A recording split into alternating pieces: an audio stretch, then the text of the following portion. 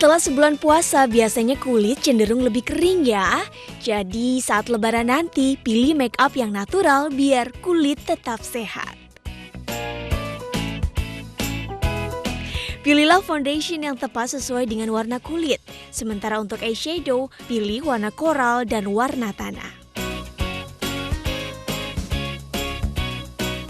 Kalau untuk berkulit coklat, itu warna yang bagus, itu adalah warna-warna yang agak sedikit gelap, yang ada shimmeringnya dan ada metaliknya agar kelihatan lebih glowing, kelihatan lebih segar. Sementara kalau kulit yang kuning langsat, itu pakai warna-warna yang seperti warna koral, warna-warna tanah, warna-warna gold, agar muka juga lebih cerah.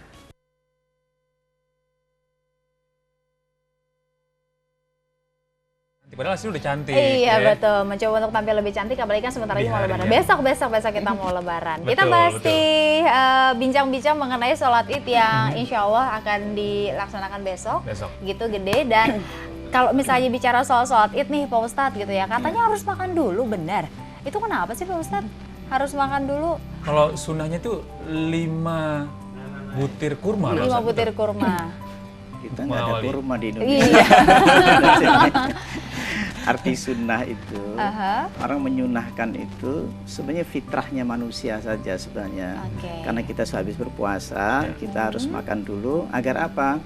Agar kita sholatnya nanti kan agak lama itu ceramahnya itu biasanya. Normal-normal aja itu. Rasul itu kan orangnya apa? Sunnah orangnya itu. Sunnah itu artinya alami. Jadi beliau itu ngikuti alamnya. Jadi alamnya di sana misalnya makan korma, energi itu lebih banyak sebenarnya korma itu daripada nasi sebenarnya. Jadi kandungan laktosa ya. Laktosanya tinggi, bukan glukosa. Makanya laktosa itu lebih bagus. Makanya untuk orang yang diabetes itu bagus laktosa. Makanya boleh makan korma atau makan madu. Madu itu laktosa, bukan glukosa. Nah itu terjadi, maka ada energi lebih kuat sebenarnya kalau kita menggunakan laktosa atau madu atau korma tadi. Nah energi kan kita akan dibutuhkan nanti ketika, tapi jangan makan lontong. Nah itu makan lontong itu lemas, makan kembung doang gitu, kembung doang. Jadi kita sholat jadi kelamaan, ceramahnya lama, makanya jadi ngantuk. Jadi gitu ngantuk ya, gitu. Jadi sebaiknya memang itu menggunakan yang laktosa atau madu ataupun itu yang selalu disunahkan oleh Nabi itu dalam sholat. Nah kaitannya dengan tadi sebenarnya untuk apa kita berdiri sholat di sana, kita harus satu yang saya katakan, semua setelah akhir dari sebuah perjalanan as-sholah. Semua spiritualitasnya tertinggi itulah as-sholah. Itu. Makanya tadi dikatakan bahwa pengalaman bagaimana ya bergetar hatinya ketika baca sholat. Beliau tadi ngobrol-ngobrol sama Mbak Anu. Tadi kita ngobrol sama Eria. Jadi kita merasakan benar pengalaman itu. Jadi Quran itu harus sama dengan batin. Misalkan gini, gula ini manis. Kata ceritanya. Coba kau rasakan, ada manisnya berarti betul gula itu manis. Sama kita baca Quran. Makanya tadi beliau baca Quran, apa tilawah Quran. Kalau baca Quran nggak ada rasanya. Kalau tilawatul Quran ada rasanya. Bedanya di situ aja. Misalkan wallazi anzala sakinata fi qulubil mu'minin liyazdadu imanan ma'a imanihim. Dialah turunkan ketenangan ke dalam batin manusia. Nah, kalimat ini tidak pernah dipraktekkan. Untuk apa? Liyazdadu imanan ma'a imanihim. Untuk nambah iman yang ada di dalam iman itu. Ada tandanya iman. Innamal mu'minuna alladzina idza dzukirallahu wajilat qulubuhum wa idza tuliyat 'alaihim ayatu zadatuhum imanan. Jadi ayat per ayat ini menceritakan tentang batin manusia, tentang keadaan hati kita. Nah, bukan cerita tapi merasakan. Makanya dibacakan Quran terasa di dadanya. Bacakan rasanya tenang ada. Selalu dikatakan dari bacaan nyambung ke hati. Dari pikiran langsung nyambung ke hati. Semuanya itu ada. Nah, kenapa kita baca Quran bertahun-tahun? Tidak ada yang bercerita. Aku setelah baca ayat ini, Mbak Mary tadi baca surat ini 103. 103, ya kan? Apa yang dirasakan? Udah itu aja ngobrolnya kita. Keadaan itulah yang diceritakan. Kok aku baca ayat ini kok terasa di dalam batin? Begitu hanya berdiri takbir saja sudah merasakan. Itu betul. Dan pengalaman ini tidak pernah diungkapkan atau sudah ada tapi nggak tahu ini apa ya. Kalau baca ayat ini kok membuat saya kok tambah kuat imanku, bergetarkan hatiku. Makanya ada kalimat taksyairu minhu juludul ladzina yakhshawna rabbahum tsumma talinu juluduhum wa qulubuhum. Bergetar kulit. Disebutnya kulit terasa. Baik Pak Ustadz, kita tahan dulu. Ini Kita ada gabung sama penelpon yang mau gabung tanya-tanya dengan keseruan kita hari ini. Betul. Assalamualaikum, selamat pagi. Selamat pagi, Mbak. Iya, dengan Bapak. Waalaikumsalam. Waalaikumsalam warahmatullahi Dengan Pak siapa wabarakatuh. ini?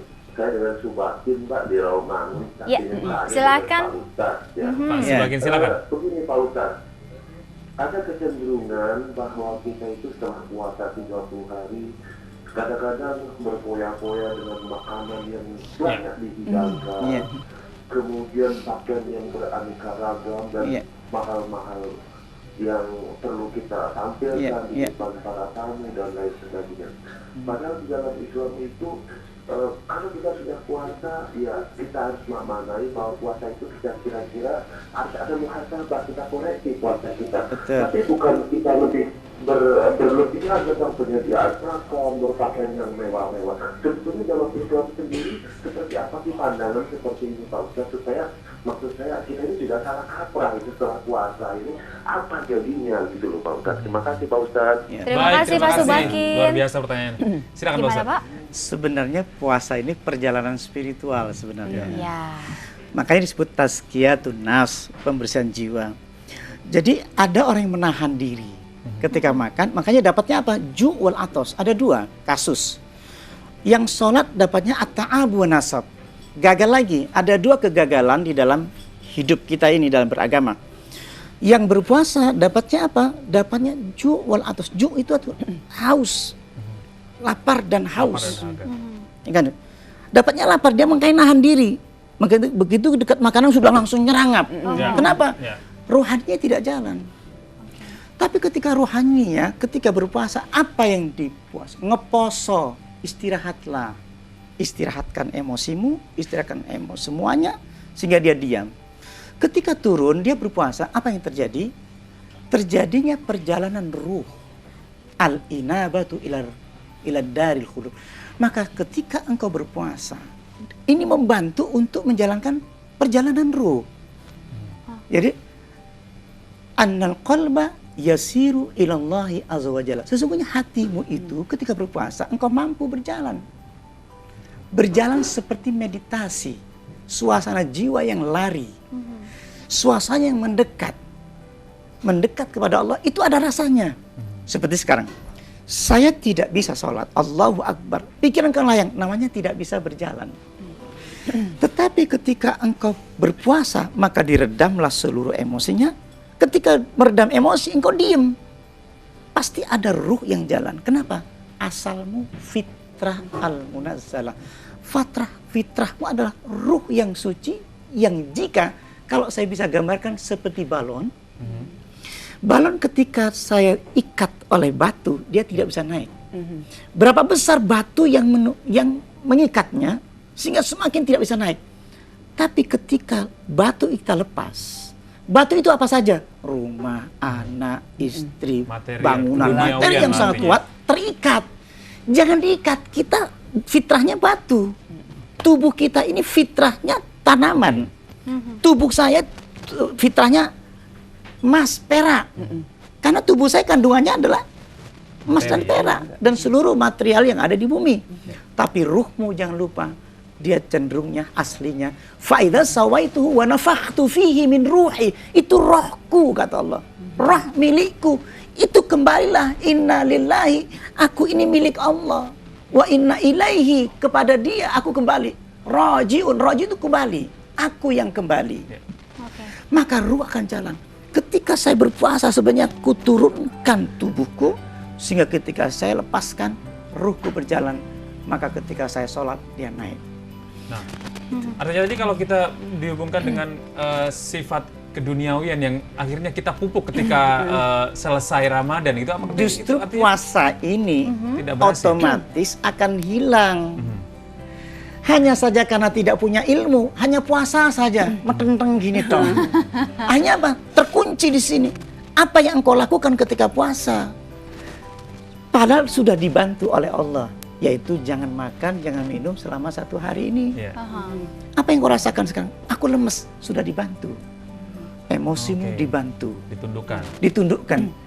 Teman tidak ada yang paham tentang perjalanan ruhnya. Sore-sore hari hati-hati, menjelang asar sudah mulai makin lemas tubuhmu. Kasih kesempatan. Seperti orang menjelang tidur. Orang menjelang tidur itu ketika ia tidak berpikir, dia istirahat. Ketika ia diam, capek, lama-lama apa? Ruh ini pergi, mati. Allahu yatawaffal anfusa hina mautiha wallati lam tamut fi manamiha. Allah mencabut jiwa orang yang sudah mati, tidak kembali lagi, dan Allah mengambil jiwa yang sedang tidur. Proses tidur seperti mati.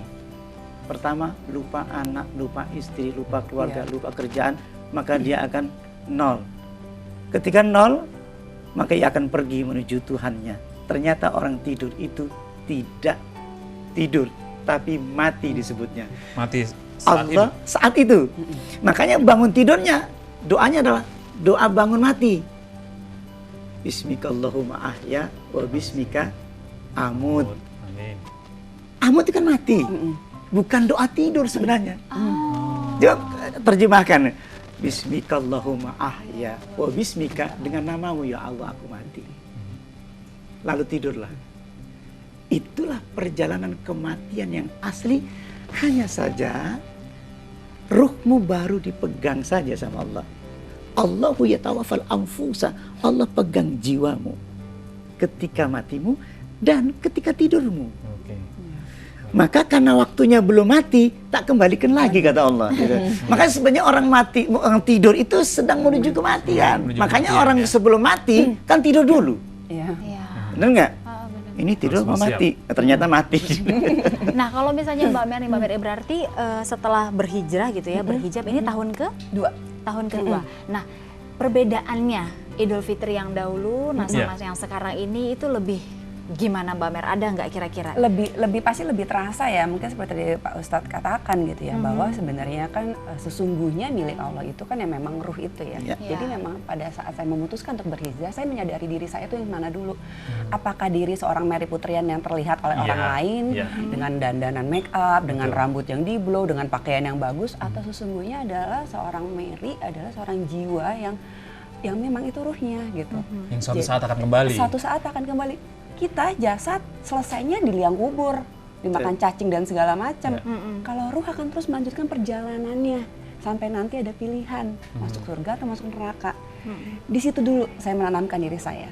Akhirnya pada saat saya menyadari bahwa saya adalah jiwa, saya akan langsung bisa terhubung dengan apa yang baca Quran, baca sholat saya. Karena saya bicaranya adalah jiwa, bukan lagi jasad. Benar-benar mencari bekal lebih untuk menuju ke sana. Iya, karena itu kembali tujuan aja. Allah menciptakan manusia ada tujuan. Tujuan manusia apa gitu? Bertakwa pada Allah, bertakwa sebaik-baiknya. Banyak dari kita yang pada saat sholat id gitu ya, jadi kita setiap di sholat id mana saja gitu kita berjalan banyak, ya baik itu pria, wanita, pakaiannya bagus-bagus, wangi-wangi. Sudah menjadi adat loh ini, Nah. Cantik-cantik, kalau perlu dandan. Sebenarnya make-upnya, bener kan ya? Mereka bermake-up gitu. Sebenarnya sih nggak apa-apa kali menurut saya Pak Ustadz ya, kalau misalnya itu boleh-boleh aja gitu kalau Ustadz ya, boleh ya. Ketika seperti ini diwajibkan justru berpakaian yang bagus. Iya, mau menghadap Allah juga. Allah harus bagus. Kemudian tapi tidak berfoya-foya berlebihan, tapi normal-normal aja. Normal saja sebaiknya. Nah ini gimana caranya kita memberikan pengertian nih kepada orang-orang yang sudah kadung menerima ini sebagai sebuah tradisi itu kan? Iya. Itu yang agak susah tuh. Jadi masalah. Karena mereka sampai dandan pol gitu kan, sampai dandan pol-polan hanya untuk sholat id. Kita mungkin melihatnya ya oke bagus bertemu Tuhannya memang harus dandan sebaik mungkin gitu. Tapi ya memang harusnya sih tidak berlebihan. Tapi mungkin kalau menurut aku pribadi nih Pak Ustadz ya, mohon dikoreksi kalau salah, kembali lagi adalah ke kesadarannya gitu. Kalau mungkin mereka dulu saya seperti itu karena saya menganggapnya adalah saya ingin meraih kemenangan. Ternyata kemenangan saya itu cuma kemenangan dunia sementara gitu kan ya. Tapi kalau misalnya udah kesadarannya adalah tujuannya gitu, kembali lagi seperti Pak Ustadz katakan bahwa kita connect-nya roh kita sama Allah, mungkin kita nggak akan sebegitunya sih. Iya, betul sekali. Nah, itu dia ya. Semoga pembicaraan kita pada kali ini sebenarnya pengen ngobrol masih panjang ya. Betul sekali, pengennya sih masih panjang. Karena tapi apa daya? Waktu juga yang memisahkan kita. Dan semoga saja dengan kehadiran Pak Ustadz juga Mbak Mary kesini bisa memberi saya yang ada di sini, Nana mungkin dan Mirsa yang ada di informasi tambahan mengenai sholat Idul Fitri, apa yang harus kita lakukan, apa itu pahalanya, bagaimana fitrahnya, semuanya yang baik-baik. Betul. Semoga bisa ditangkap. Sekali lagi kita semua yang ada di sini mengucapkan selamat hari kemenangan untuk kita para umat muslim tentunya ya Gede ya. Dan terima kasih kepada Pak Ustadz Abu Sangkan. Terima kasih banyak Pak Ustadz. Terima kasih banyak juga Mbak terima Mary. kasih. Nanti kapan-kapan main lagi ke studio Intermezzo. Dan setelah ini kita akan bergabung dengan Ivon Nasution yang akan kembali breaking news untuk Anda ya, mengupdate informasi terbaru seputar bom yang ada di Surakarta. Saya Gede Satria. Saya Marina Basnapal, Mary Putrian, Bapak Ustadz Abu Sangkan. Via Velo pamit pemirsa, selamat hari Lebaran besok tentunya. Mohon maaf lahir dan batin. Assalamualaikum.